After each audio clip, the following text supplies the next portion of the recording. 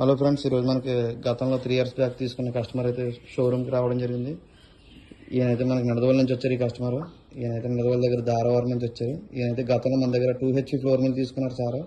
ఈ రోజు అయితే మినీ రైస్ మిల్ తీసుకోవడానికి అయితే మన షోరూమ్కి విజిట్ చేశారు.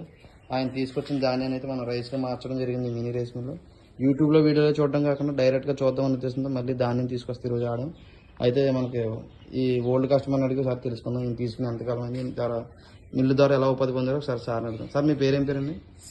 శివ గారు.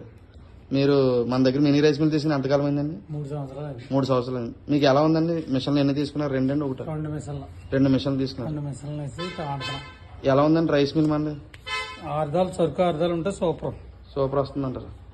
మీరు ఇప్పుడు దాకా ఆడిన ధాన్యం కస్టమర్లు గట్రా ఎలా ఉందండి? దగ్గరలో బాగుంది కదా, అందరికి ఇబ్బంది లేకుండా బాగానే ఉందంటారు. పెద్ద మిల్లు వేయమంటున్నారు ఇంకా అంటే దాని మీద చిన్నది అయిపోయి పొట్లపట్నం 25 కాడాలు 30 కాడాలు. అంటే ఇప్పుడు ఉన్న మిల్లు సార్కి అయితే కెపాసిటీ తక్కువ ఉండి 2 మిల్లు తీసుకున్నారు. అయితే 3 phase కరెంట్ రావడం వల్ల పెద్ద మిల్లు తీసుకోవాలని ఆలోచనతో ఈరోజు. సార్ మీరు పిండి మిల్లు తీసిన ఎంతకాలం అయిందండి? మన దగ్గర 2 సంవత్సరాలు అయింది. ఎలా ఉందండి మిల్లు? బాగానే ఉంది ఇప్పుడు మట్టికి. ఇది ఇప్పుడు ఈ రోజు ఎందుకు వచ్చారు మన దగ్గరికి? దాన్ని రైస్ మిల్లు ఆడుకుంటా కానీ వచ్చాం. రైస్ మిల్ తీసుకోవడానికి వచ్చారండి. అంటే మీకు దగ్గరలో పెద్ద రైస్ మిల్ ఏమైనా ఉందండి? ఉన్నాయి, దగ్గరలో ఉన్నాయి.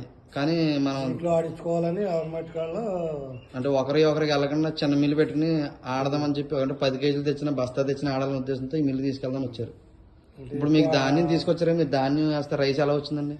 బాగా వచ్చింది మరి. అంటే మీరు పండించిన ధాన్యం అండి ఇది? పండించింది. ఓకే సరే ఫ్రెండ్స్, చూసారు కదా సార్ అయితే ధాన్యం తీసుకొచ్చారు. నిడదవోలు నుంచి ఈరోజు రావడం జరిగింది మన రాజమండ్రి జాయ్ కిసాన్కి.